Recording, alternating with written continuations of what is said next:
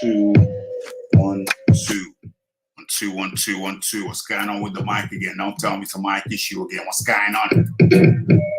2. Time. Holy hell. Holy hell. Holy cow. Okay. False start. False flag. It's the damn mic again. This thing is getting on my last nerve. Every time I come into the damn thing, I gotta change the settings. Okay. Rafi's irate. But hopefully this thing should calm and soothe me. We'll see. Okay. What do you call it? Hey, things don't always go smooth. If you're doing this podcast thing and you think things are gonna go smooth, think again. Technical issues.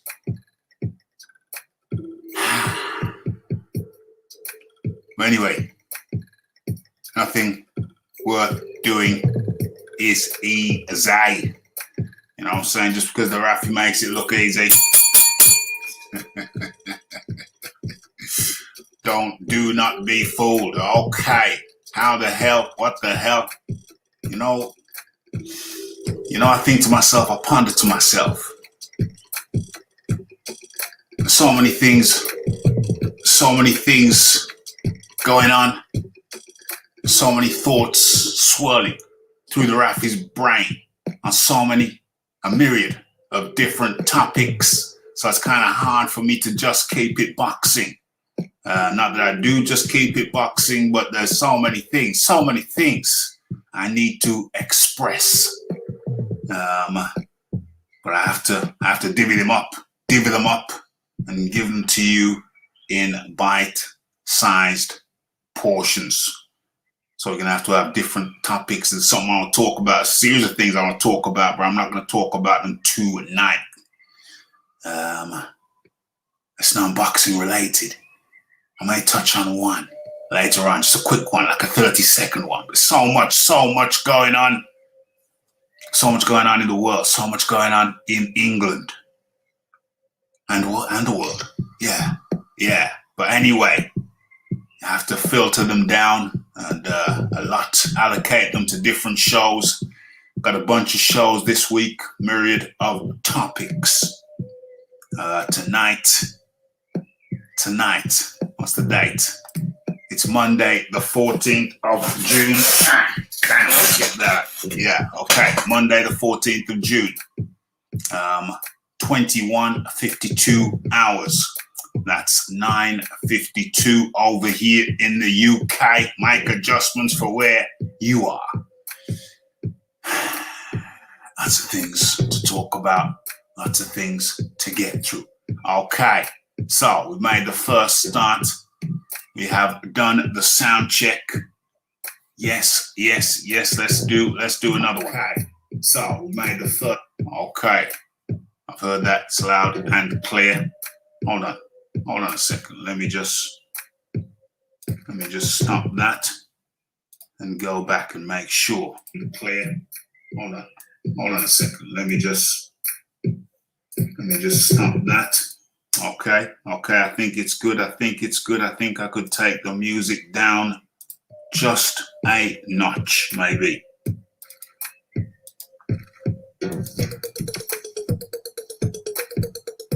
Okay, I think that's it. Okay. First things first, let's share this shizzle. What's going on? Sometimes I forget how to do the damn thing. What's this? No, that's not it. No, we're looking to share the link. Okay, helps if you're in the right window. And let's do that now. Boom, boom, boom. What's up, Raphael? Says Mr. Squiggly. What's that? A bird? Bird's eye? Is that a bird's eye? Did I see? What is that? Hawk? Is it a kestrel? What is it? What is that? What is that thing? Okay. Big up Rafi. She's biz up in the building. Big up the chat. Okay. Evening all. NC is up in the building. Has the warp drive been activated or not? Well, maybe no. That's why we had the false start. Activated now. Okay. Oh. Activated. What the hell is going on? Let me go over into YouTube and sort that one out. Come back over here.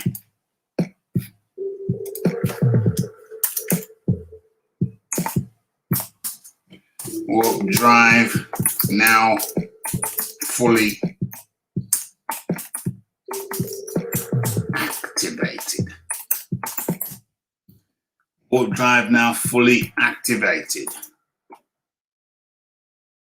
Let's give that a capital. Let's give that a capital A since everything else is capitalized.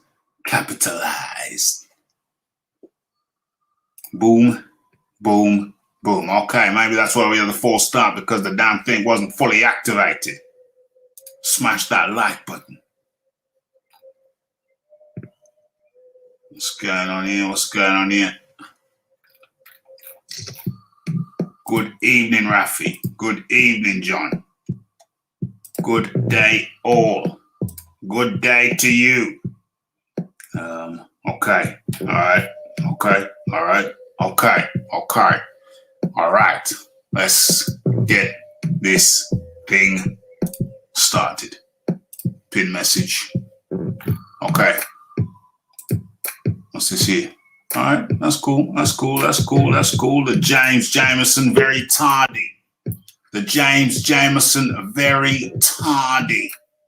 I don't know. What's going on with the clocks? What's going on with the clocks in Scotland? What's going on? What's going on? Okay. And in comes the man like the Iron Kong. The Iron Kong. How do you do? 84 degrees Fahrenheit, mostly sunny here in St. Kitts. Eating a piece of coconut here, just dig out the shell. It's all right there. You know what I'm saying? Just here, chilling with you, Raphael. Warp drive activated. Let's have it. Activate that damn warp drive, yes. It has been 80 degrees over here in the shade. I'm not gonna lie. I looked at the fight camp today, and it looked absolutely blistering. I'm like, who does a press conference in the middle of the afternoon in that sun? Well, you know what they say? Only mad dogs and Englishmen go out in the midday sun. Mad dogs and Englishmen go out in the midday sun. It's scorching up there in Scotland. Mad heat. Oh my God. Scorching, mate. Scorching. I'm telling you, 80 degrees in the shade. I was watching the TV and I was just like, this don't make no sense. You're having a press conference in the Rafi. I'm from the Caribbean, and we do as much as possible to don't go out in the hot sun. We're not that stupid. Mad dogs and Englishmen. That's what they say. Mad dogs and Englishmen go out in the midday sun. What did I just see?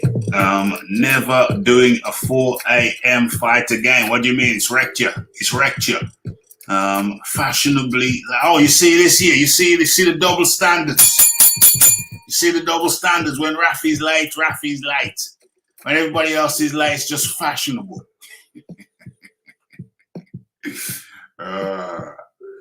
Not this Englishman.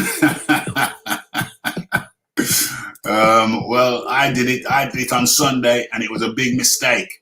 I thought I was going to split my day into two activity-wise. I got the first set of activities outdoors done, and then I had the silly idea. Thought, it's a nice hot day. Let me have a beer before I commence my activities. Physical activities did not resume on Sunday after the first tranche. Rafi was knocked out on the sofa in the mad heat. One beer was all it did. Took me out of the game. Took me out of the game.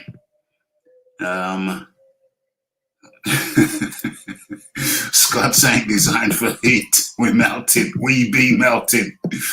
Oh dear. John, you're not a fan of the sun then, John? What's going on, John? What's going on? Tell us the truth. What's going on? What's the mystery? Come on. Spinning Sunday in that heat was funny. Spinning? What was you spinning? What was you spinning? Spending? I like the sun, Eric, but I like to stay in the shade. That's why John likes the shadow man, or is it dark man? The dark man. Stayed in the shade, damn straight. Yeah, man. My Sunday got cut in half. I could only make it halfway through my list. I had to conk out, mate. I was asleep for 8 p.m. Had a few beers in the sun. Damn straight. And in comes the man like ERF boxing. Spin class cycling. Oh, well, I was actually really cycling. I was really cycling. In the sun? In the sun. I was really cycling in the sun. Had a couple of clients in the AM. I don't normally work on the weekends, but since it was in the AM and I was going to be up early in the AM, I thought, okay, no problem. We did it in the sun. OMG.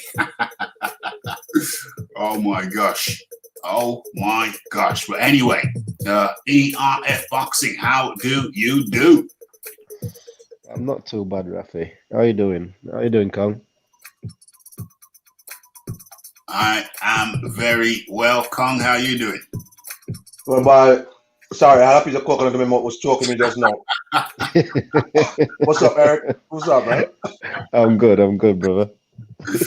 Oh gosh. Yeah, Sunday was a different heat. I watched the game, had a few beers with the family, got home, thought maybe put the kids to bed at about 7 o'clock. Me and the missus thought we'll watch some TV in bed. Yeah. And we both was asleep for around 8 o'clock. I'm straight, man. I think I slept for 12 hours on Sunday. Yeah. I think I slept for 12 hours. I went to bed extra early, woke up kind of early, so it was less than it's about more like 9. John, it's okay because I just sit in the shade. I don't need the sun, so I sit in the shade too. But it still takes its toll. You know what it is? Because we don't have sun year round. Whenever it comes out, I try to make the most of it. I try to get in there, get the tan deepened, and it's getting deep. Trust. It's getting deep. Spin class, yeah, that's a good thing. NC, that's a good thing. Do you do it with your lady, or you do it solo dolo? You do it with your lady, or do you do it solo dolo? I think spin's good for couples.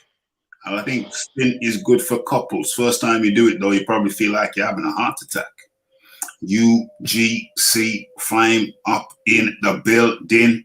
Sun going down now. It's beauty filled. Okay, so I've eased in. I'm relaxed now. I've got over the damn inconvenience of the damn mic. Does Raphael wear a handkerchief on his head? Old school. I've switched over to I've never worn the handkerchief, but I'm rocking the do-rag now in the summer sun. I'm rocking the do-rag. I had a lot of hesitation about it. You know, you see them in the movies in America, always gangsters in the do-rag. So I know I had my hesitation. But no, thin do-rag, breathable is ideal wear in the sun. You don't get no direct heat on the sun. But I'm rocking the do-rag now. I'm rocking the do-rag. Just switched over about a month ago when the sun started licking hot. I got the do-rag on, and it suits me very well. It suits the Rafi very, very well. It goes nicely with my very tidy sportswear attire. A lot of people wear grey. They think when grey goes dirty, they don't notice. People won't notice. That's ridiculous. That's ridiculous. There's different shades of grey. And if you're wearing grey thinking it don't show dirt, well, that's foolish of you because it does. You just don't notice it. Everybody else does. You know those slovenly wretches, ERF boxing, who want to wear the grey tracksuit, and I think they don't know. Yeah. Yeah, well, it ain't I good. stay away from grey and white. Grey and white, and the problem is, I love those colors. I like the white, but yeah, hey, it's very unforgiving. It's definitely, you will wear it straight in the washer, straight in the washer. Don't think you can wear white twice. Rafi, where is your nearest beach? Well, you know Birmingham's got more canal than Venice. Did you know Birmingham has got more canals than Venice? Living fact, true fact. No, we need to be sure. Are we saying canals or drains? Canals, we're definitely talking about canals, but let's just verify. Does Birmingham? That's messed up, Cog. Hey. You got it in there, but I'm not even. I don't know. I'm not even going to address that. I never heard Birmingham as no canal capital in the world. Birmingham sound like a place that had a lot of coal, like factories and stuff like that. Yeah, it did. Oh, it did. It did. It was a city. They called it. They call certain areas, not necessarily Birmingham, but certain surrounding areas of Birmingham.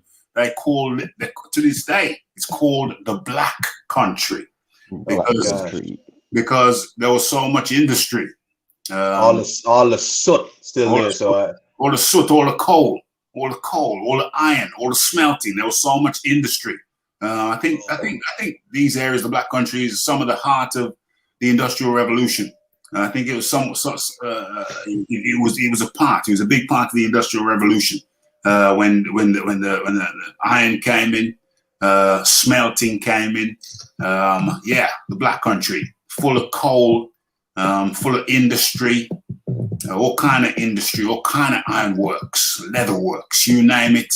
The Black Country, very active, very, very active. So it was certain areas that are called to this day called the Black Country. Where did all those, like all the runoff and so go? Like in these quote unquote canals, or because the canals were used primarily for transport. I don't know if you've heard of barges, canal barges. Hold on a second, somebody waiting. Oh yeah, boom. Yeah, we got barges in the sea. Yeah, of course. Yeah, barges. Well, the barges, big barges, were used to transport the materials, the industry, products, as well as railways. Thank you for the education, Rafi. My bad for doubting the aquatic scenery. I'll address these points.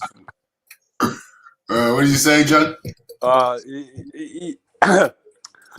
Right, the Industrial Revolution pretty much started in the Midlands. Yeah. And Birmingham doesn't have any rivers. And this predates trains. So the reason that there's so many canals is to move all the merchandise and raw materials around. At one point, Birmingham was like China is now. Everything was made in Birmingham. To the extent that we had contracts for things like axes for the Chinese court for when they beheaded people. Say that again. We supplied China in Birmingham, with the axes that were used to behead people at the imperial court. Because good industry that. But so much was made here, like it really was. Matthew Bolton and James Watt's factory was one of the first sort of mass-produced factories in the world. Mass production. Yeah. Yeah, and I've just got it up here. I think it might be a lie, though, Rafi, that there's actually more than in Venice. I don't know. We're going to bring it up. Birmingham City Council put that out there without actually researching it. A city with more canals than Venice. Birmingham is a stop not to miss when on your tour of the best canal cities. As a city with the most canals in the UK, Birmingham also contends to host to the most canals in Europe too. Okay. What is Shropshire known for? What is Shropshire known for, other than slashes? The slasher. Damn right, the slasher. No. In all fairness, Shropshire was part of this industrial revolution. The first iron bridge. The iron bridge is a place in Shropshire, and that is contended to be the first mass-produced item because they repeat pieces of the same iron bridge. Shropshire in the house. Yeah, there. Bridge. The Iron Bridge. Let's have a look before we move on. Shropshire is in the Midlands, just so that you know, Iron Kong, because I'm not sure you were sure about that. Oh, come on, man. Hey, Shropshire. What? You're doubting the Iron Kong's graphical knowledge. I'm making sure he knows. I got you. The Iron Bridge is a cast iron arch bridge that crosses the River Severn in Shropshire, England. Opened in 1781, it was the first major bridge in the world to be or not to be. You know the rest. To be produced in the manner in which John Daly just expressed. But before we move on, let's just take a look at the said Iron Bridge. It's been up since the 1700, 18, 19, 20. But yeah. So what, 300 years? We're talking about 300 years? We're talking about 300 years ago? How's that coming up on your screen? Probably not that well. Yeah, that's decent. That's decent. Let's which is the most splendid view? The water looks green, so it don't look splendid. The water was not green. Maybe it look a bit okay. That looks good. These look good. That's a big drain, boy. That's a OMG. OMG. The green water. Iron Kong, why are you dissing Shropshire now? Listen, all I'm saying is y'all have all these fancy names. Oh, it's a canal. It's a riverway. Listen. That looks like a drain where I come from. It's just big. That's all.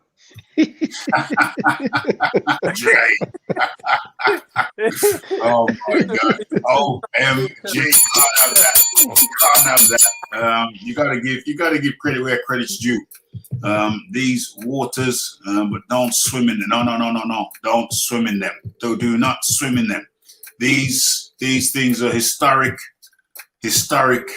and they are right here in the heart of England, the West Midlands, slap bang in. Is that the same thing? That looks better. Is that the same thing? That looks nice. Yeah, that looks good. Yeah, right here in the heart of England. We have the West Midlands. We have the Iron Bridge. We have, well, you know how that go. Okay, let's have a look what's going on. Canals are a poor man's beach. Get out of here, because alongside with the canals, we have miles and miles of bike paths. So yeah, they're making pretty good. They're pretty attractive. I'll bring up some pictures of canals maybe at the end of the show or another time. Yeah, we got some beautiful canals and bikeways have been invested in. Okay. Let's finish this off and move along, get into some boxing. Canals are all over England, Manchester, to Birmingham, to London, etc. What time is it now? We created the Opium Wars, opium to China. Well, not only do we, the Opium Wars, what were the Opium Wars? A lot of people probably don't know. What's that says? What's that? I'm gonna stop sharing.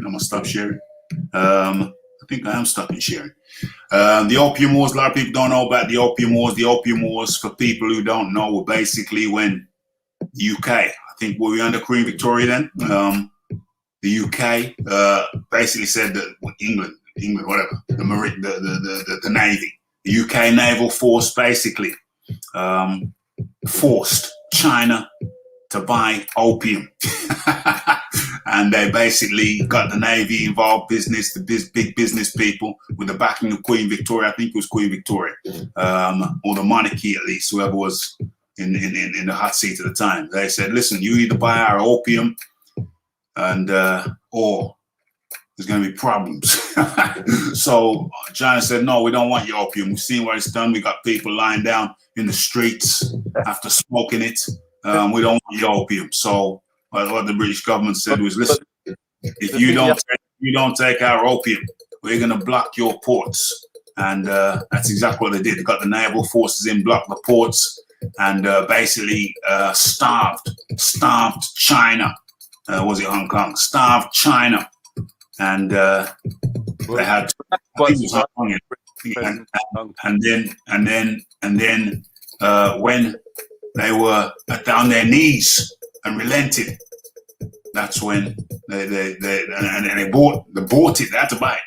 They bought the opium in exchange for some of their finery, some of their silk, some of their pottery, etc., etc. And so Queen Victoria was the first international drugs baron. But Rafi, yeah, follow the first rule of selling drugs. Never get high on your own supply. She was quite a big opium user herself. I heard that. Yeah, but you could buy it in the shop. It's called laudanum. Alcohol and opium mixed together, tincture. What was it called? What was it mixed with? Alcohol and opium tincture. Jeez. So Queen Victoria was the first drugs baron. So she was a bit more like Scarface because she got high on her own supply. She got high on her own supply. Oh Lord. And the bronze plumber comes in, says, congrats to Spain. 85%. You know, I don't watch football no more, but a lot of my mates watch football and I've been hearing them talk about it, but I ain't been paying too much attention. Has it finished? I heard that Netherlands were good. I used to love watching the Netherlands back in the day. I heard the Netherlands. Yeah, that game's finished. So hold on. Have we got the finals yet? No. Group stage is still. It's just the first game of the tournament. Just the first game. It's only started. Oh, damn it. Yeah, the first games. Yes, Spain just drew 0-0 after having 85% possession. Oh, Lord. I thought it was coming to the end. I might watch the final. I ain't watched it. It's only just started, Raph. When's the final? 2 weeks. Not for 2 weeks. not for I'm saying I'll watch in 2 weeks. 2 weeks time, I'll watch the final. I'm interested until then. I'll watch the final. But I was a big fan of, obviously, I'm Aston Villa fan. Used to go to Villa. Stopped supporting when they got rid of, Martin O'Neill. But anyway, that was about 15 years ago or so. Yeah, because Martin O'Neill was going to take his place. I felt it, and then, he was gone. So I thought, you know what? I'm washing my hands of this thing. I washed my hands of it. That's probably 15 years ago. Rafi's serious. When Rafi washes his hands, wipes his hands, he wipes his hands. I don't half wipe because I don't wipe the one part of it all. I wipe the whole bloody hand, two of them. That when Martin was playing, we were actually playing entertaining football. When we you mean no, Martin the manager? Yeah, sorry, I said playing, but when he was in charge, we were playing entertaining football. I had a season ticket throughout Martin's tenure. I was there. I was there. I was working in the Villa shop. If you went in the Villa shop, we probably met 15, 20 years ago. Oh, I went in there, Raph. You went there quite a bit. Yeah, we might have met 15, 20 years ago, mate. That's very possible. I used to work in the shop, Villa shop. Okay. Potteries. Yeah. I've worked up in the potteries, Stoke-on-Trent. That's the drugs capital. That's one of the drug capitals of the UK. Drugs everywhere. It's crazy. I'm going back 20 years. It was madness. Islamabad. What is this? What is this? I bought a bike recently and used to do classes. I'm doing virtually with my brother and using the Peloton subscription. It's brutal. Yeah, that's good shizzle. That's good shizzle. That's good shiznix. Where we at? Let me get through. Yeah, thanks to the bronze plumber. I don't know, 20 seconds, but anyway, don't look a gift horse in the mouth. TKO up in the building. Yes. The Count L. Salute to the Combat Nation. July the 11th is the final. Where are we now? Damn, it's like a month away. Yeah, don't anybody talk to me about that shiznix till we got to the final. I watched the final. I ain't watched football in probably 15 years, but so many people talking about this damn thing, it's got me kind of curious. Hit the like button, hit the share button, hit the subscribe to the Raphael Dawkins Combat Radio. Yes. Good advice. Where we at? Scotland were mints. Shake my head. What do you mean mints? Talking about the football again? You know what? Scotland didn't play that bad. They had the chances. I watched that game. Scotland's had the chances. They just couldn't score. Like, it either got deflected or the keeper somehow saved it. They was unlucky, to be honest. I think, who did they play? Czech Republic? I think Czech Republic basically had two decent chances and one decent chance, and then the second goal was like from the halfway line. So it was a good goal. But apart from that, I thought Scotland played quite well. Mate, Czech Republic, second goal to Belter. Yeah. The goalkeeper deserves the Ferguson hair treatment. Nah. You know what, Rafi? The goal, it was somewhat the key. You know when the players in the other half, the keepers are always off the line. Yeah. And Scotland was actually dominating that, like 5-10 minutes of the game. They was pushing to score an equaliser. So the keeper was really high up. And it was one of the players that lost the ball. He played a silly pass, which he didn't need to. They lost the ball, and the striker, like instinct, literally one touch and shot from the halfway line. Wow. Keeper had no chance. Chip the keeper. Yeah, it wasn't even a chip. He absolutely smashed it, and he just curled in. Wow. It was a great finish. I don't blame the goalkeeper for that. Wow. Eric Cantona style flying boot to the head. Wasn't that Beckham who got that flying boot? Wasn't it Ferguson through the boot? He hit Beckham under the eye or something, and then he came into training with a plaster under his eye, looking all sorry for himself. Mind you, if you get hit with a boot under the eye, you're going to be angry anyway. No, I think it was his eyebrow. It was actually his eyebrow. Dang, well, that's close to the eye. That ain't no good. Yeah, it was actually his eyebrow. You're not going to be happy if you get the manager throws a boot and it lands on your eyebrow. But anyway, let's get into this shiznix. Feel more comfortable now. I feel more relaxed. Every time before a stunt of a show, I feel just, damn, what about this? What about that? What about this? Oh, the bloody mic. It's so much aggro sometime. And then on top of that, there's, I live in a house in a cul-de-sac, and it's nice and peaceful and quiet. And now we've got, I think, about two new sets of people moved in. 2 old sets of people moved out in one go. And now it's just, before I could tell you, if I could just hear a car, I could hear it, and I could tell you whose car it was. I could look at my watch and I could be sure it's such and such, number 14, number 10 down there. But now they're coming and going all over the place, and I don't understand. I don't understand why some people think it's okay to drop litter. I really don't understand why some people think it's okay to drop litter. It's unacceptable. And seems like at least one of them families are litter bugs. So we're gonna have to let them see the error of their ways. Last time we had some people move up like that, I put a little plastic bag on their fence. I picked up the rubbish, put it in a plastic bag, and hooked the plastic bag on their fence. You know what? How you feel? I mean, you're a bad man since haystacks give you the hiding. You need another shakeout again. Well, the next shakeout might be a real shakeout because these litter bugs are pissing me off, mate. I cannot express, words cannot express how angry Rafi gets when he sees unnecessary litter. Words cannot express, my friend.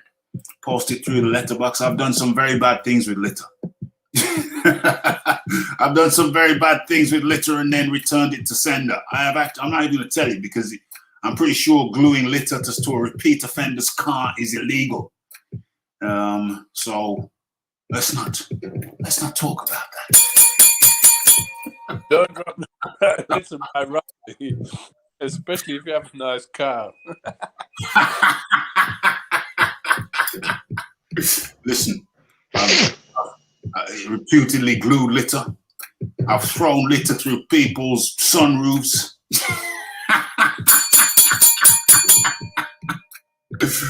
Oh my gosh! Yeah, I've done some very sturdy things.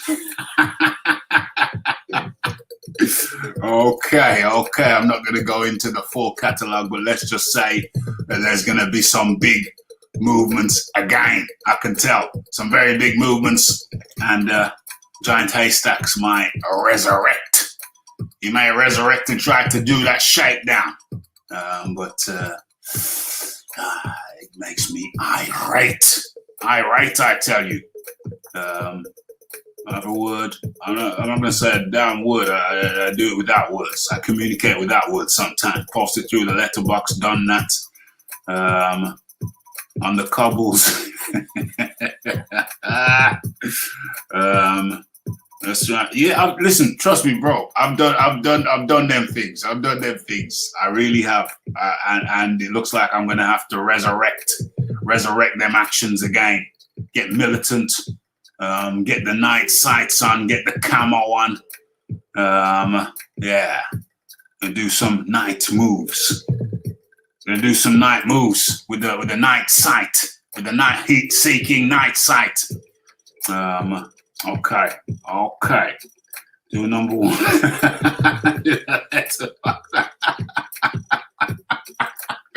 Yeah, I'm not gonna leave any of my DNA, Tone. Tone's trying to get me locked up. I'm not going to leave any DNA from the Raphael. Absolutely not. He sees haystacks and he goes mad. Okay. So, collect the litter, put it in a bag, set it alight, and post it. Set it alight. Man wants me to burn down the whole cul-de-sac. Oh my gosh. Shaking a large box of matches. Damn.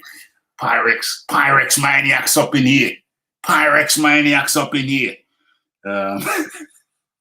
Oh gosh. Yeah, I'll get these things sorted out. Trust me, I'll get these things sorted out. Rafi tries to be nice, but people come along and forces him to possibly manslaughter a bit far.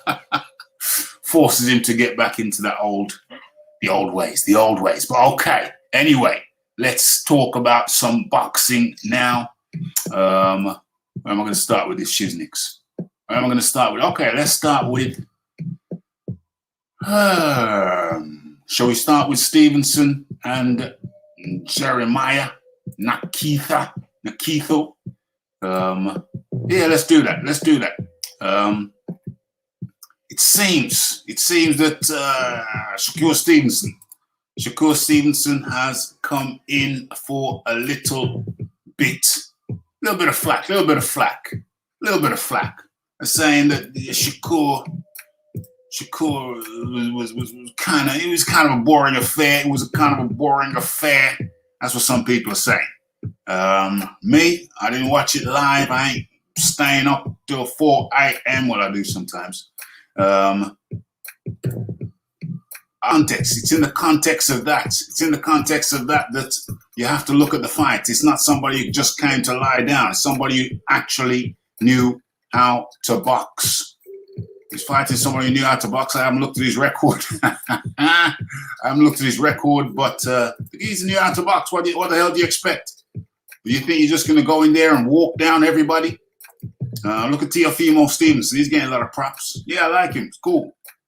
But he got did he get battered? I can't say he got battered, but he got it took to him, mate. He got it took to him in that second half of that Lomachenko fight.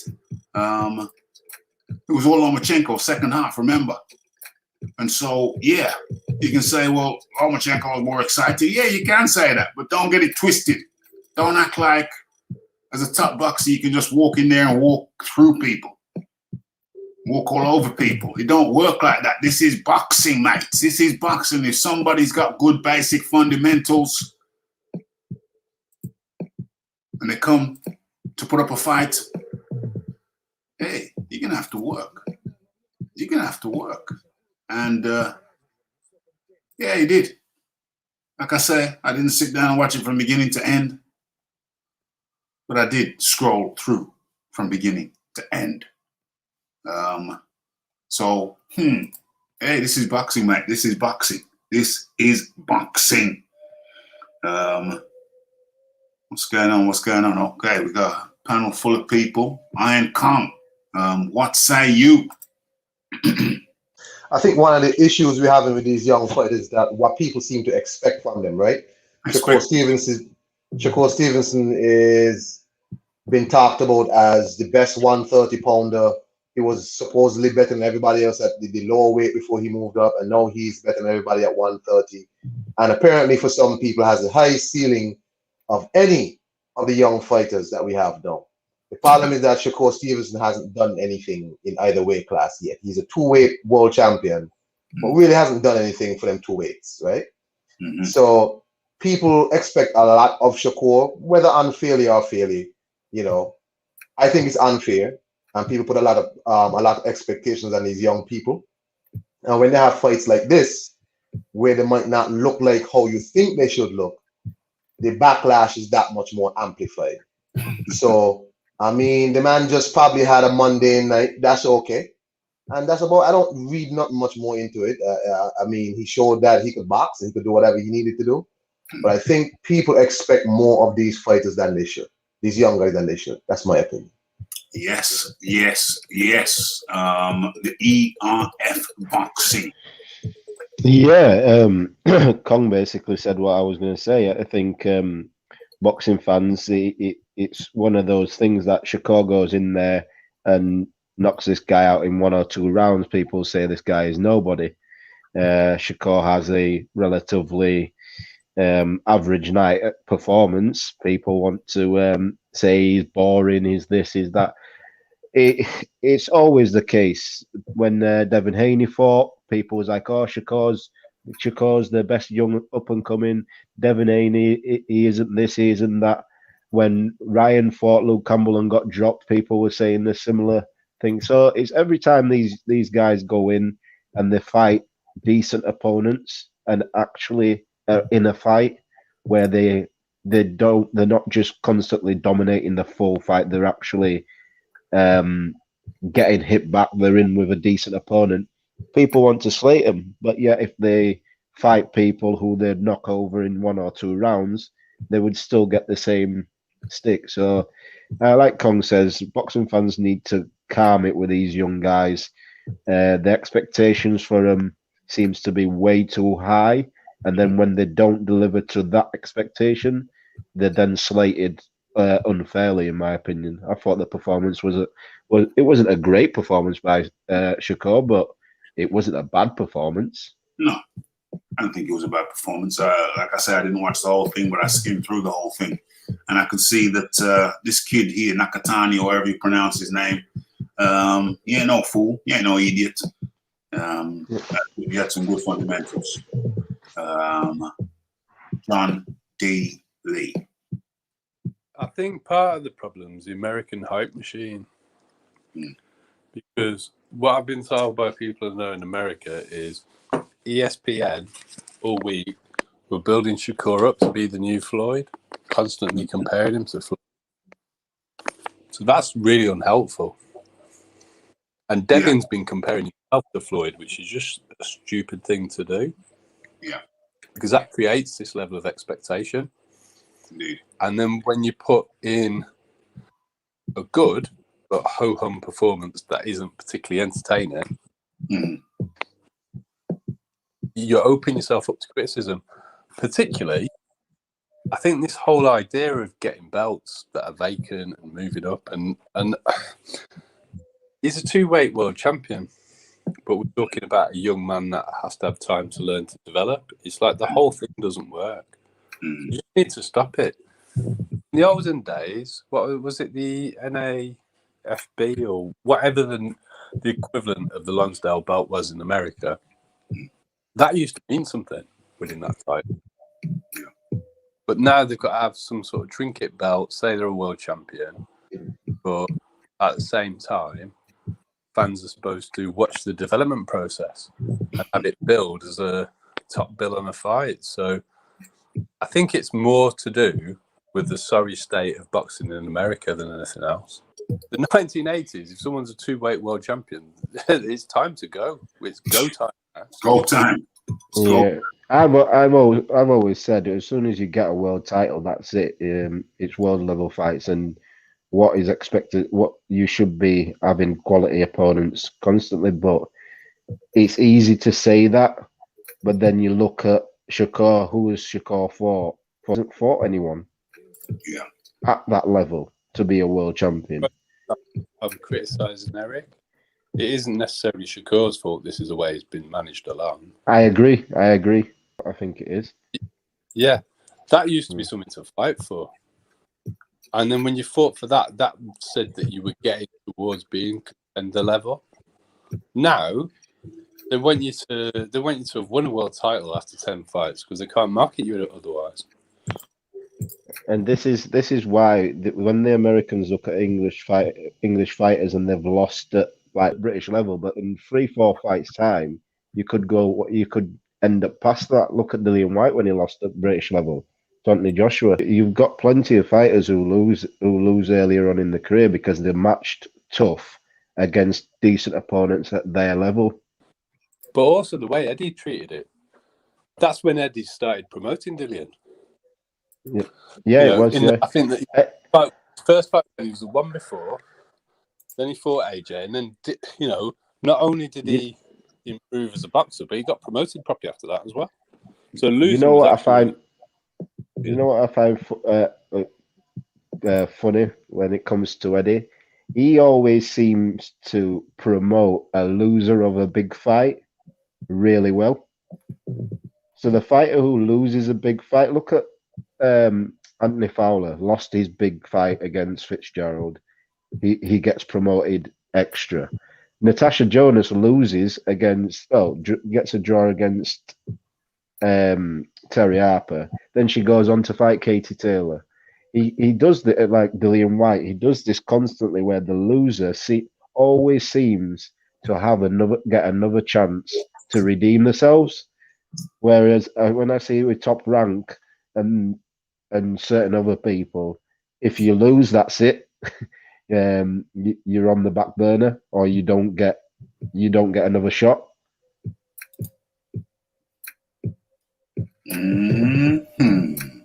Yes. What's this year? Is the presser tomorrow? Is the Wilder presser tomorrow? The Wilder Fury presser tomorrow? So I'm hearing. I've seen it. But yeah. I think it is. I think it is. What's going on? Last paycheck. We're going to get into that story. Actually, I think the press conference is tomorrow. We're going to get into that story a bit later. What's going on here? LDBC Dane is in the background and he's saying to me in the private chat, he says, Raph, you said come next episode. or you're ducking again. No, I did not say that. I said get yourself acquainted with the people, and you ain't done that. So you can't come here telling me that I said something that I didn't say. A very good recall of what I said, my friend. So let's get it right. Okay, so yeah, come and get acquainted with the people. Go and talk to the people. Go and talk to them. Go and talk to them. They're there. They're there. They're there. There you go. Off you go. Go and talk to the people. Make friends. Okay, so okay, so that's everybody's how they sound. The Shakur Stevenson. Shakur Stevenson is a young champ. He's got 2 belts. Back in the olden days, if you had 2 belts, you'd be a seasoned vet by then, seasoned champ. But now, shizzle done change. Shizzle done change. Yeah. Don't be scared. Don't be scared. Don't be scared. Bro, I'll get the hell out of here, fool. Yes, don't be scared. Just go and talk to the people. Right. I was talking to you, and I said, James, I said, get the hell out of here, fool. I was responding to one of his messages in the chat, private chat. You wouldn't see that. Yeah, go and talk to the people. Don't be scared. Okay. So, what are we looking at now? What's the next story? What are we going to look at? Okay, let's look at Pedraza versus Julian. What is it? Julian. Let's cut that. And where are we heading to? Who's not muted? Let's have a look at this. Okay, so what's going on? Yeah, that's Pedraza versus Rodriguez. Julian Rodriguez. Okay, Pedraza, very experienced, and there's what the hell am I doing? I'm gonna let it play. Just pick a spot. Go on in. Yeah, there we go. Okay, so Pedraza and Rodriguez. Pedraza, very experienced, highly experienced. Only lost to the top guys. Ain't lost for years. And Rodriguez had never lost. He's been a pro for like, 6 years? 7 years. How old is he now? Looking earlier on. Where is that thing? Where is that screen? How come I can't see what I want to see? I know it's right in front of me. Oh, there he is. Where is he? Okay, so 21 wins, only the 1 loss. That was to Pedraza. How old is he? He's 26. He's been a pro for like since 2013. So that's 8 years. So I turned pro when he was 18. He's been never lost, only lost once, and the top ranker got rid of him. I said, get rid of him. We don't want him no more. Get rid of him. And that is highly unfortunate. And I just realized I wasn't sharing any of the stuff I thought I was sharing, but let's bring up a box rec anyway. So there he is. Julian Rodriguez dropped from top rank after his first loss. Was that a bit harsh? Eric? Was that a bit harsh? Well, that was literally my point before. They seem to do, these guys get to 20-0, 15, 16, 17-0, and they lose a fight against a decent opponent, and they're no longer promotable, and that's because Bob Arum's not a promoter anymore. He doesn't promote his fighters. He may have a promotional company, but he's not a promoter because he doesn't promote these guys. He relies on these guys promoting themselves. So an unbeaten record, that's promoting yourself. When these guys take a loss, he feels, oh, that means I've got to do some work. And Bob's not in the frame of mind to do that. He doesn't want to do that. He just wants to make the matches, and that's it. You need to promote yourself. Look what he did with Josh Taylor. Josh Taylor is now undisputed. That, in Bob's eyes, is perfect because he promotes himself. He doesn't have to do anything. I've got an undisputed champion. Why do I need to go out and tell everybody how good he is? Yeah, yes. Iron Kong, your thoughts and observations? And Bob Arum not interested in doing no work no more, man. Bob Arum need to go ahead and go down to Shady Acres and sit down and smoke your ganja and drink your rum. That's all. It gives the young man an opportunity to go somewhere else where he might be appreciated, and not stick around top rank. I don't think any young fighter needs to be on top rank, in my opinion. That's just me. But it's a bit harsh, but it's what it is. I mean, top rank don't got a time for people like this. So, I wish him the best. That's all. Yes. So he's been fired from top rank.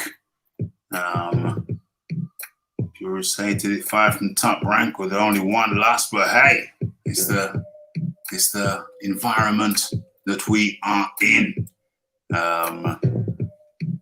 That's the way it is right about now. That's the environment. That's the environment we're in. Okay. So let us move along. Before we move on, did you hear what Bob Arum said about Teofimo fighting the winner of Pedraza Rodriguez? What does he say? And not fighting Devin Haney next.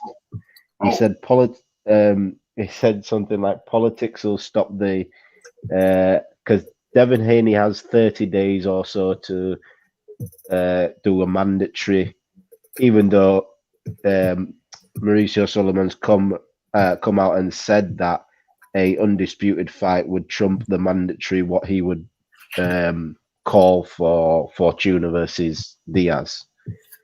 And Bob is saying the time frame for Teofimo to fight Devin, it doesn't work out this year.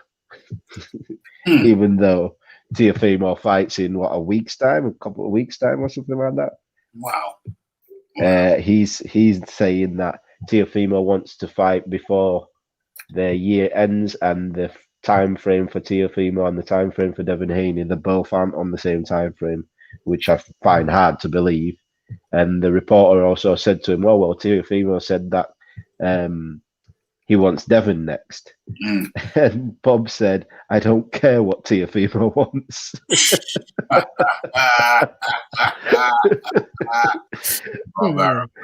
He says, I don't care what Teofimo wants, basically. So yeah, he is adamant not to give Devin Haney any, because he knows that fight will end up on his own. That's the thing. He knows that fight will end up on his own because that's where it's going to make the most money. Jay, he knows it, so he's in no rush to get down with it. No. In no rush to get down with it. He basically said that Teofimo's next, because now they've amended Teofimo's contract, so he's basically said, if Teofimo wants Josh Taylor, he's got to fight basically the winner of Pedraza versus Rodriguez, or he can fight the Lomachenko rematch. That's the two. That was basically his two options: either a Loma rematch after the Cambosis fight, or fight Pedraza, the winner of Pedraza Rodriguez at 140. No problem. And the Devin Haney undisputed fight is not an option, basically. Well, that's Bob. Bob being Bob. Bob being Bob. Bob being Bob. Okay. Iron Kong's headphones died. No problem. Iron Kong, thanks for coming on. Okay. So yeah, Bob being Bob. And as we move, we've got another Bob story. I don't know how many stories you're going to be able to fit in, but I don't fit in today. I'll do tomorrow. So did you? Yes, Philip Khan Roberts up in the building. Bubba Job. Okay, so did you catch the Leon Edwards versus Nate Diaz fight? I've seen the highlights of it. I didn't see the full fight. From the highlights, I've seen that Leon Edwards more or less controlled the full fight, apart from the last 30 seconds of the fifth round. Last 1.5 minutes of the fifth round. Nate Diaz caught Leon Edwards, but I saw that bit. Yeah, but before that, it was damn impressive display of Leon Edwards. Leon Edwards, a top welterweight in the UFC, and a Birmingham lad, local lad. Gonna have to see if we can get him on the Raphael Dawkins Combat Radio, since he's a local lad and he's like in the top 3 in the welterweight division. Ain't lost for like 5 years. Man deserves his shot. Yeah, I'm not. A few of my friends are massive UFC fans, MMA fans, so I know about him. Yeah. I know that every time it comes to the big fight, I'm glad he's got this fight, because there's a few times a big fight it just hasn't. When he was supposed to fight Tyrone Woodley in London before COVID hit, I was supposed to be going to that. I actually got tickets to go to that event, but unfortunately it got cancelled. And then I think he was supposed to fight someone else, and that got cancelled. So I'm glad he finally got in there, especially with a guy like Nate Diaz, who was a veteran and no guy to look over. Indeed. Because on any given day that guy can win. You can see what he did in the last minute and a half of the fight. Yeah. He's got that. He's got the power in the hands. But I think Edwards did very well in that last minute and a half, too, because he was shook. Like when he was out when that shot landed, and for him to stay up, and then you could sort of see in his eyes when he recovered a little bit.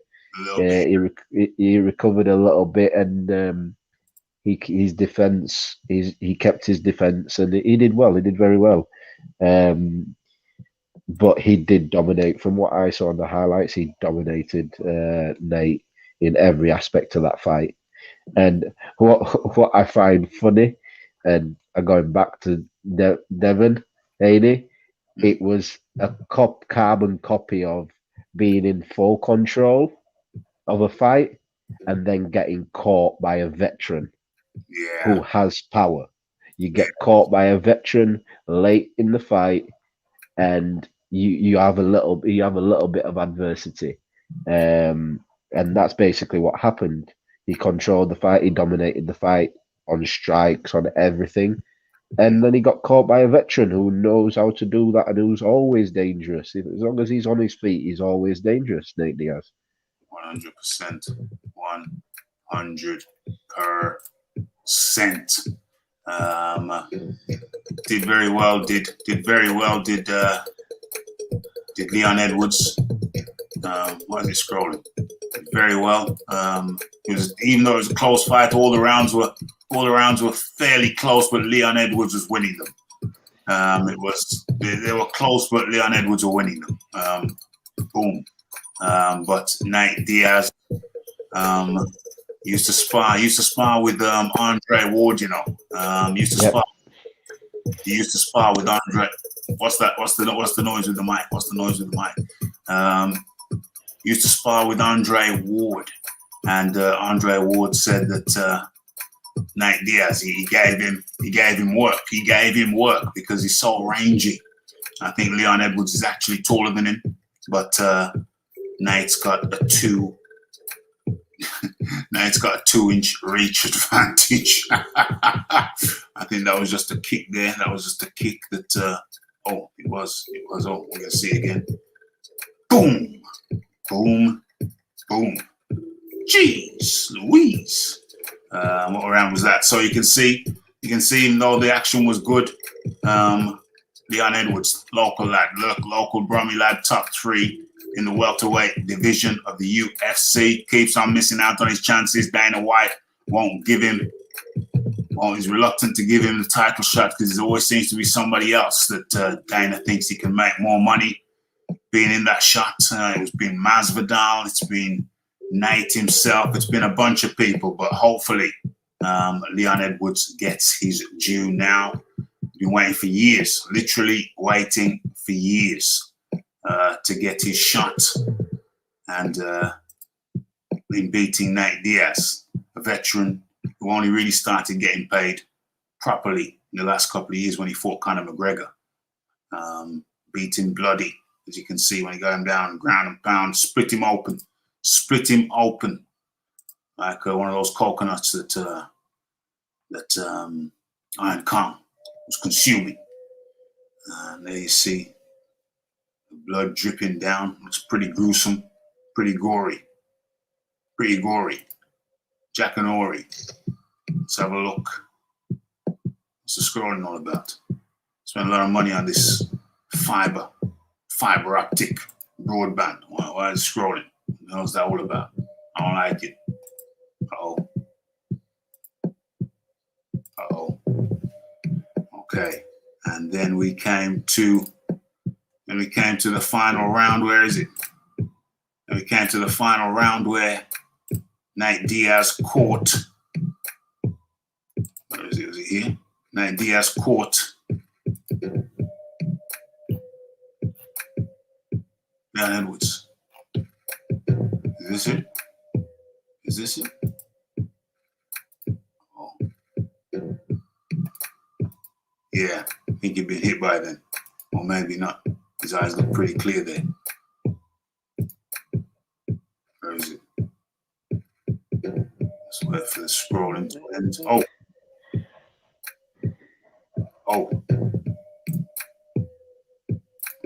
this is the action replay. I just wanted to look him in the eye after he got rocked, because he did get rocked. Okay, that's the end of the fight. It's well ended. Let's try and find a place where he got rocked.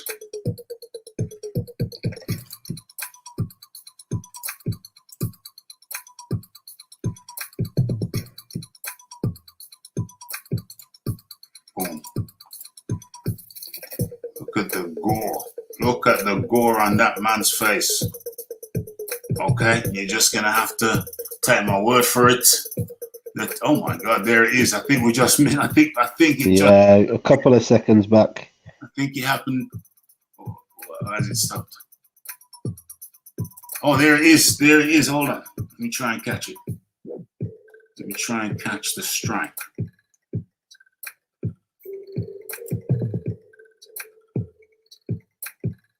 Got to be real careful. If it ain't this one, I'm going to move on, because the UFC don't mess around. So if it is this one. There you go. There it is. There it is. That was in the 5th round. You got to leave for a few seconds. What's they going to say? It's some kind of infringement. So we're just analyzing the thing, but look at the body shape. He's fine up until this is in the light. He's not got his bearings there. He doesn't know what's going on right now. He don't know what's going on. Look at his legs, like, and then that was pretty good though. That was pretty good. But then he got hit up a couple more times. I'm not gonna play it because you're funny. But you got clocked a couple times, and he basically survived the last. What is it? 1 minute, 58 seconds. Basically, 1 minute. He survived 1 minute of this, just trying to stay out of the way. I think he even tried for a takedown. But anyway, he valiantly, after getting rocked in the last minute of the fight, he valiantly stuck in there. But trust me, I'm not going to play anymore because the UFC are funny. But he was out on his feet. And funnily enough, at first, I thought, well, is he really rocked? Or is he playing possum? Because I've never seen him look like that before. So it looked like he could have been playing possum. ERF boxing. Nah, he was rocked. the way his legs sort of gave way, his arms went limp. Yeah, he was rocked for sure. But I'll give him his recovery time was very good, because I think it took him maybe about 5-6 seconds before his feet wasn't fully underneath him, but he was aware where he was. He knew where he was. He knew what to do. He knew he didn't have to throw back. He just had to defend because Nate was always going to go for the haymakers. So he knew he just had to duck and slip those big shots, and he held well as well. He got Nate up close and grappled him a bit. But yeah, he did well. His recovery time was brilliant. It shows what he's conditioning. Yeah. His recovery time was brilliant, and he made it out of that round to a very wide points decision. I think he won every round but one. Every round but one. Excellent recovery, and Bronze Plumber comes in again with 20 sec. What's the odds on Bob getting to see AJ versus Fury? What's the odds on Bob getting to see AJ versus Fury Undisputed? Excuse me. Well, that is a topic. Am I going to go into that topic right about now? That's the question on my mind. I don't know. It's up in the air. It can happen. It can happen. However, too much malarkey, too much messing around. I do have a story. I do have some audio on Bob Arum. Bob Arum saying that it was Eddie Hearn's fault. Damn, it's in the title piece. I got to cover it. It's in the damn title piece. I got to cover it. Oh.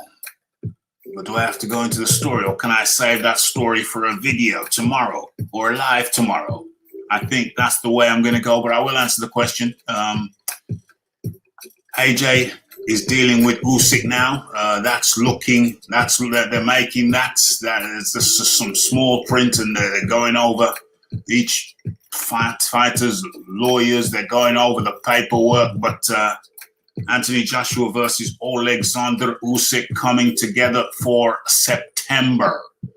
Let's open this up then. Carry on. Yeah, I will say, Bob Arum must think the boxing community is so stupid. Yeah, he really must think we're stupid. He does. Like, how? I know you said you're going into this obviously in the video. We'll touch on this today as well. How are you going to say that it's Eddie's fault because if the deal was done earlier, the arbitration would have ruled in your way? The deal was done, and the arbitrator still ruled against you. Exactly. What are you talking about? It was Eddie's fault. He wanted more money. No, the whole thing is the point he made was so stupid because even Tyson Fury came out and said that it's done. Everything was done before the arbitration ruled. It was done. So it was done 2 days before the arbitrator actually ruled. So what? So you're saying if it was done 3 months prior, the arbitrator wouldn't have ruled it? The arbitrator was always ruling in Deontay Wilder's favor. If he ruled in that favor, he was always going to rule in that favor, regardless of that fight being made today, yesterday, or 5 months ago. He was always going to rule in the favor because whatever evidence he had to rule in Wilder's favor, he always had it. It was already prearranged. He's saying that if it was a little bit earlier, if it was announced earlier, if Eddie Hearn didn't mess around and announced it earlier, then it would have gone through. Then the arbitrator would have come to a different conclusion. Well, that's bloody ridiculous. Why would the arbitrator have come to a different conclusion? He said if they had done it earlier, the arbitrator would have said, "Yeah, just chuck us some money." But he himself, Bob Arum himself, had previously said the worst case scenario is the arbitrator will you'll have to pay. So the arbitrator will have Fury pay Wilder some step aside money. Well, Rafi, my thoughts on this whole thing now is Bob is just covering himself because he knew Tyson Fury was always going to fight Deontay Wilder. The whole thing, what they wanted to build this off was Eddie couldn't get the Undisputed fight to happen, so we have to fight Wilder. But because he actually got the Undisputed fight over the line, now the narrative has changed. Oh, you didn't get it over the line quick enough.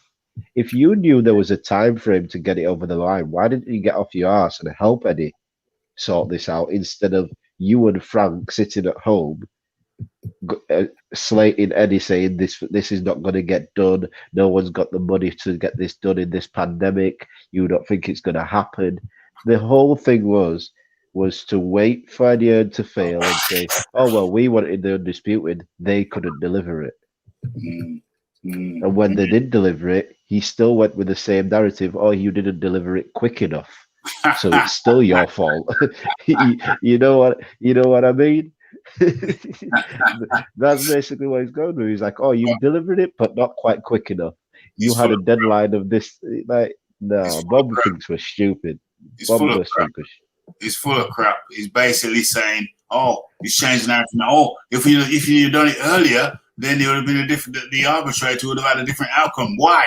Why would the arbitrator have had a different outcome? There is no evidence. There is no logic to support the notion that the arbitrator would have had a different philosophy if he'd have done it earlier. And if he'd have done it earlier, why didn't? Anyway, I've got the audio. I've got the audio on it. It's pure and utter crapola and poppycock coming from Bob Arum. Pure and utter crapola and poppycock. Don't make an ounce of sense. ERF boxing. Go ahead. No, you just have to laugh at when it comes to Bob with the stuff that comes out of his mouth. I just have to laugh because I find it. What I find funny is the fact he expects people to believe it. I don't know whether it's a joke on his part or he's being serious, because it's one of those things I can't believe that's come out of his mouth. Oh, well, he didn't get it done quick enough. The whole time he was so pessimistic about this fight being done anyway. Yeah. This fight going ahead, he was pessimistic. Then you came out and said, oh, the only way Wilder will only get damages. You came out and said that yourself. Then when the arbitrator rules in Wilder's favor, you're saying, oh, he only ruled in Wilder's favor because Eddie didn't deliver the fight quick enough. Like, I could understand that argument when the Wilder and AJ fight didn't happen and the WBA said, like, listen, you've not delivered this fight quick enough. You need to fight Povetkin. Like that, I could understand because you didn't do it. You didn't do it quick enough. You couldn't work out a deal with no matter who had the contract or who didn't have the contract. That was the WBA coming out and saying, right, you've took too long. We've give you extended circumstances 2 or 3 times. Now you just need to go ahead and fight Povetkin. You can't fight Wilder. Fair enough. But this situation isn't the same. It isn't a governing body saying you need to make this fight happen quick. You need to do this. You need to do that. The only governing body that could possibly stop this fight allowed it to go ahead, which is the WBO. They are the only governing body that would be able to stop this fight from happening. And they didn't. They allowed it to go ahead. So the WBO allowed it to go ahead. And then Bob is now saying, oh, well, the arbitrator ruled in Wilder's favor because Eddie took too long. So you're now saying that if Eddie made the fight earlier, the arbitrator would have wrongly gave Tyson Fury. Deontay Wilder would have been on the bad end of a wrong decision. Yeah, the screwed Deontay Wilder. If Eddie Hearn, he'd have been screwed over. They would have screwed over Deontay Wilder. Yeah, and that doesn't show much credibility or putting much credibility on the arbitrator, saying that he would have changed his mind and his ruling to clearly what is right, what decision is made. So in his mind is the right decision. Everything is right. So if that's the decision now, that should have been the decision whether the fight got made 5 months ago or yesterday. The same outcome would have been the same outcome. But now he's put the arbitrator credibility in question by saying he would have ruled differently. Bob Arum is talking out his you know exactly where he's talking out of. It's just pure and utter. It's pure and utter nonsense. Pure and utter nonsense. The Bronze Plumber says I'll give it 4 to 1. Evens that the Lord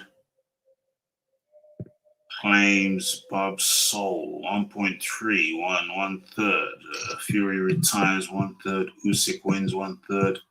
Damn! You really got the odds going there. What I know is that where's that window? Where's that window I had open just a moment ago? Where has it disappeared? Okay, what I do know, I don't like this new layout with the boxing scene. What I do know, stop that. Oh, if we can share them, if we can share this. What I do know, as we are coming to the end of the show, what I do know is I'm going to go into that. I'm going to go bring the soundbite up of Bob Arum tomorrow, whether it be in a video or live or whatever. I'll bring it up tomorrow. I'll bring up the audio of Bob Arum speaking out of his own mouth, talking a lot of crazy. Okay, so Anthony Joshua versus Alexander Usyk coming together for September. I hope you can see that. Can you see that? Yeah, I can see it, yeah. Okay, so let's just briefly go through this. Okay, coming forward for September. Is this been pushed back to late September according to Eddie Hearn? Hearn says Joshua fight with Usyk, for the WBO. The WBO's mandatory contender has basically been agreed, although it will not now take place as had been expected in August. Wembley Stadium or the Tottenham Hotspur Stadium where he had originally been due to face Kubrat Pulev last summer are the two possible venues. September the 18th are the dates, Hearn said, and it's either Wembley or Spurs. What's this? Today, K2, Usyk's promoters replied to a contract with a couple of minor questions that I don't think will pose any questions. I think there are no issues with the fight, and it is one you will see next. Okay, Josh, forget about Tyson, forget about Luke. It had been suggested that Joshua might decide to vacate the belt to take an alternative fight, but Hearn insists that will not happen. But he says he wanted to take a break after the Fury fight fell through to prepare for Usyk properly, having lost to Andy Ruiz Jr. when he stepped in at short notice. AJ knows how good Usyk is, but AJ wants to do a job on him. He also knows people are unsure about him winning the fight, and I think he likes that. He has done 4 weeks of Southpaw sparring up in Sheffield, and he's gearing himself up for a big fight. We just hope that everyone is open, because we want to do 60 to 70,000 people at Spurs. It would still be viable, but it would affect how much they make. It would still be viable with less people, but it would affect how much they make. I believe it does 1 million pay-per-view buys. It is bigger than the Povetkin and the Pulev wins. It's even the extra 20 to 30,000 people in revenue.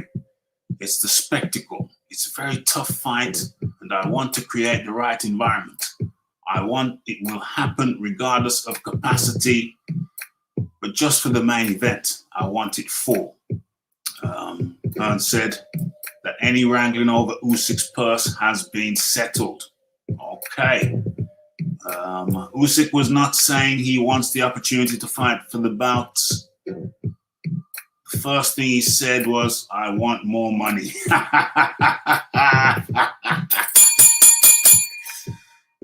But AJ is the jackpot, and that is the job. Okay, I can't take any more of this convoluted writing. It's kind of crazy. It's skittish English. But I think you'll get the picture. Eric, what are your final thoughts and observations on our final topic for the night? Yeah, I'm not surprised they've pushed it back. It's probably the right thing to do. Worrying about Wilder and Fury fighting in July and trying to be in line for the end of the year for the Undisputed. I think AJ and Eddie Hearn have sat down and says, you know what, F that. Yeah, I'm gonna take my time. I'm gonna do a training camp for Usyk because I've been doing a training camp for Tyson Fury. I'm gonna do a training camp for Usyk. I'm gonna take my time. I'm gonna go through the proper steps, and I'm gonna defend my belts. I don't care what Tyson Fury and Deontay Wilder are doing anymore. What happens.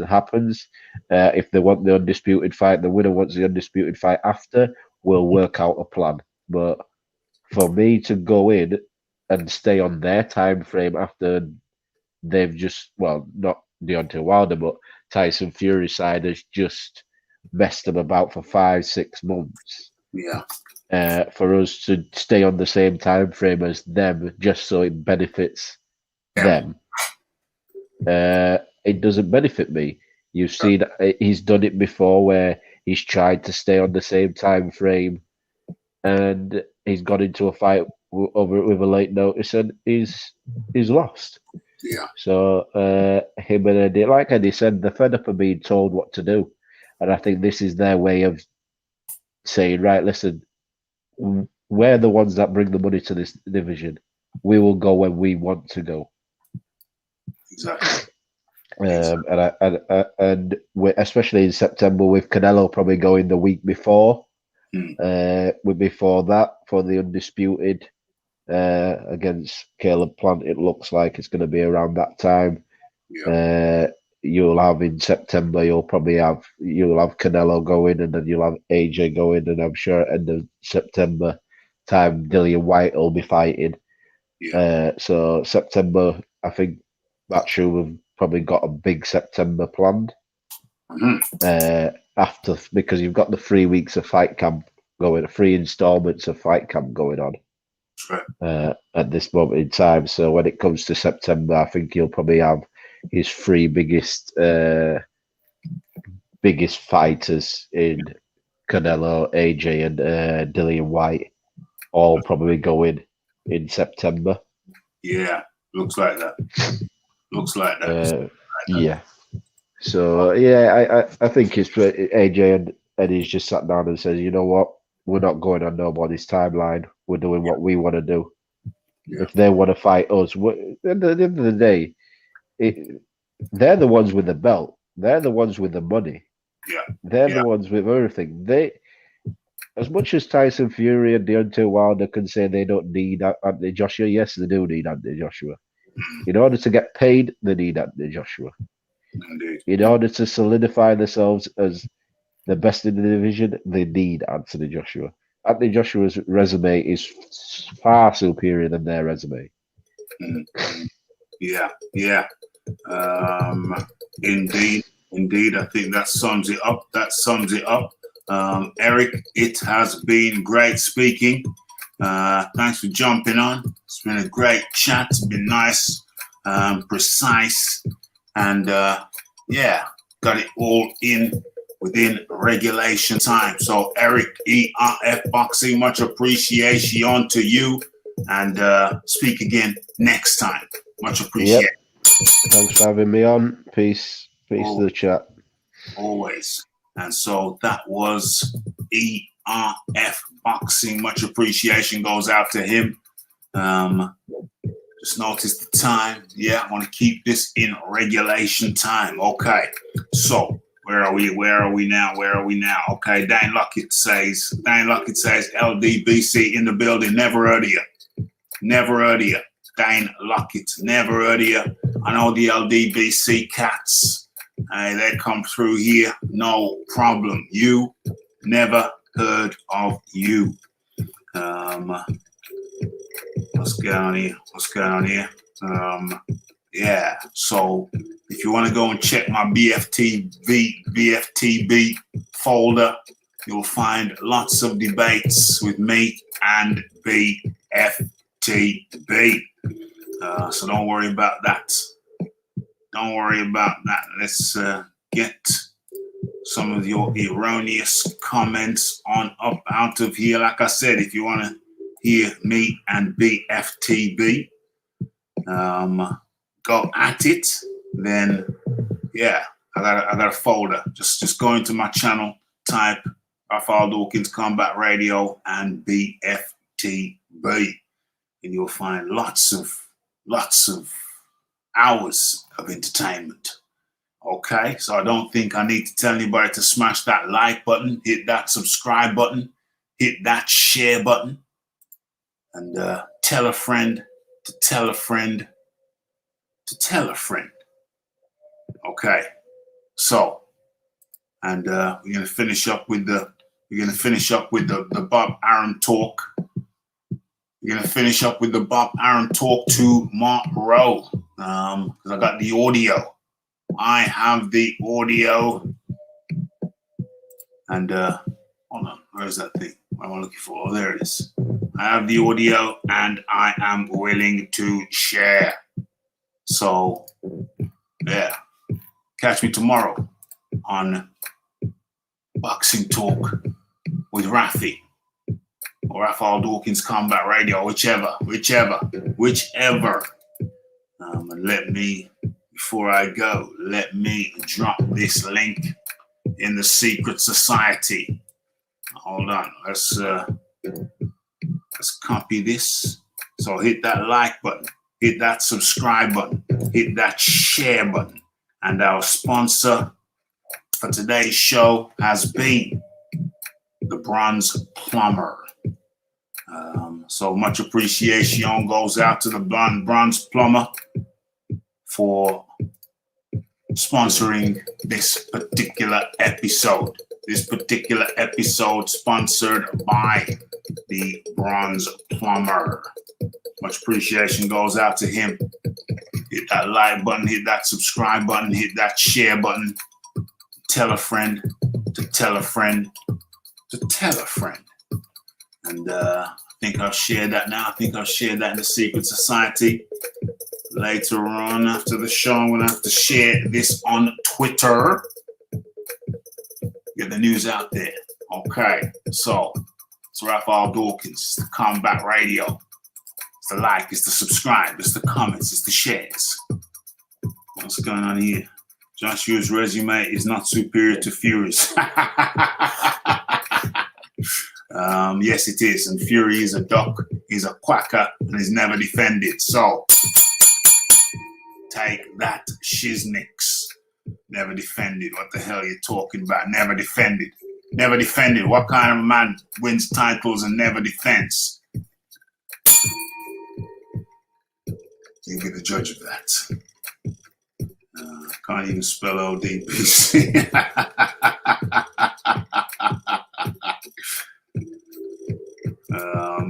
Yeah, Fury's got 2 names on his resume, and that's it. That's all. And that was 3 years apart due to his own drug taking. Yes. TKO22. Respect up in the building. The Bronze Plumber. Good show, Rafi. And guess, I think he means great show. The Bronze Plumber. You mean great show. Oh my gosh. Excellente. Thank you to everybody who came, who participated. Thank you to the Bronze Plumber for being the sponsor of the show. Thank you to everybody who came on the panel. I think that was the Iron Kong. That was the John Daly. And that was the ERF Boxing. And of course, thank you to you, the people who come. Otherwise, we'd be talking to ourselves. You know what I mean? We'd be talking to ourselves. So, much appreciation to everybody. I'm coming back tomorrow because I need to get this Bob Arum thing out. I got the audio. So Raphael Dawkins, the Combat Radio, it's the like, it's the subscribe, it's the comments, it's the shares, and it is the hitting that bell icon to stay updated with news and notifications. And don't forget about the live show. Don't forget to follow me on Twitter. It's the Raphael Dawkins, it's the Combat Radio, and we are out. Blessed.